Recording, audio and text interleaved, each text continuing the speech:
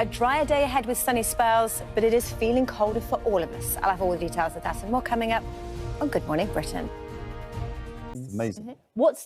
It's actually worth pointing out that 120 miles an hour is the sustained wind. So that is the base level that it would constantly be when it makes landfall, with gusts up to about 150 miles an hour. So in the UK, we would get...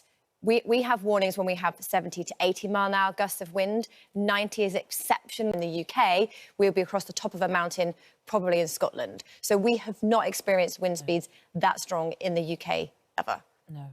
All right.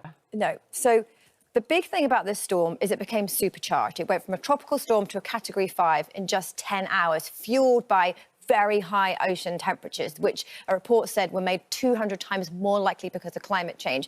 But one thing I just want to say, and you picked up on it earlier, not just the advice, there are mandatory evacuations and people not leaving. And even I was thinking yesterday, why wouldn't you leave? There are 5 reasons people won't be leaving. 1, they just can't afford to. 2, they have nowhere to go. 3, they're either disabled or very poorly. Or 4, there are no pet plans. They can't take that permanent displacement. And in Katrina, 1.5 million people were evacuated and nearly 500,000 of them have still not come home. Well, because if you... So people might be thinking, I would rather, when you mention the pets, because we're going to speak to a woman this morning who's got 4 dogs, one of which is a St Bernard.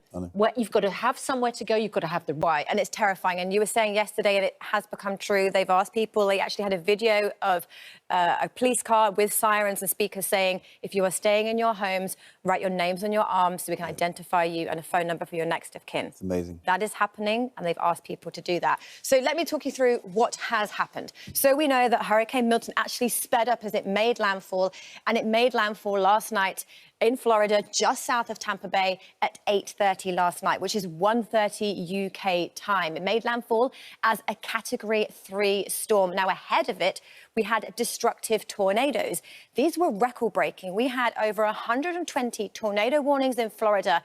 It's still vast. It's still dominating and pounding both the west and the east coast, but arrived with 120-mile-an-hour winds. These are sustained winds with gusts way above that. Damage to homes already, more than 2 track its way northeastwards as we head through the next 24 hours. We've still got another at least 6 to 12 hours of the hurricane inland, crossing its way right across Florida. Still these storm surges of up to 13 feet, but it is the colossal amounts of rain which have been record-breaking that are set to continue.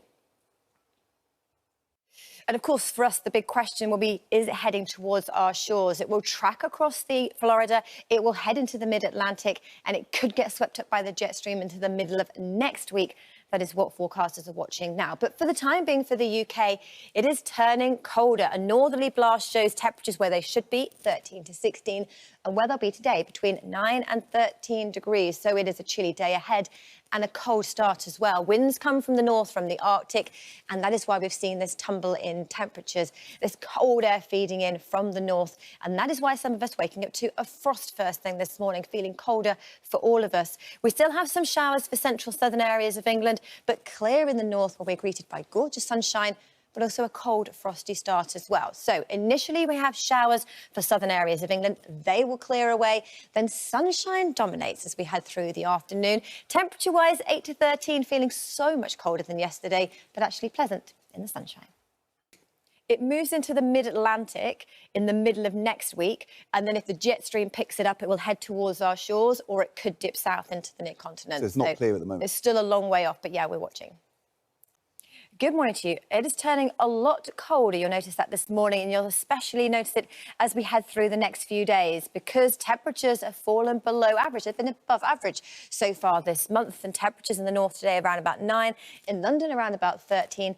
And here's the why. Our winds are coming from the north, from the Arctic, pushing colder air across our shores. And this colder air that's moving in with the blue area actually brings with it a frost and even some snow across the Scottish mountains. So for today, we still have some milder weather in the south with some rain, but further north, sunny spells and showers, and here is where it's turning colder. So this is how it looks right now. The radar picking out showers for much of England and Wales, away from the far north of England.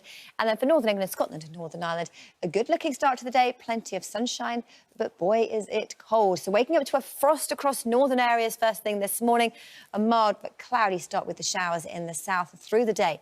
That northerly wind pushes away the heaviest showers, and then it is sunny spells and isolated showers this afternoon, but temperatures, as we've seen, no great shakes, 8 to 13 degrees below average and feeling colder than that in the wind. So how do things pan out as we head through the next 7 days? Well, let's take a look at our outlook.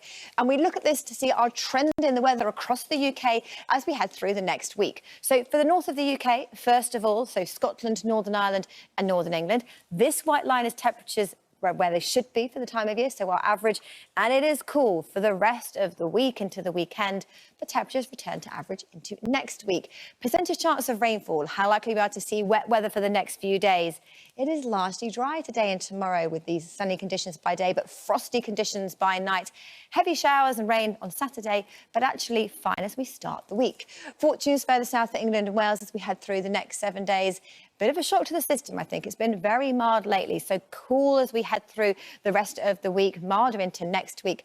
And percentage chance of rainfall, as you can see, the outlook is largely dry.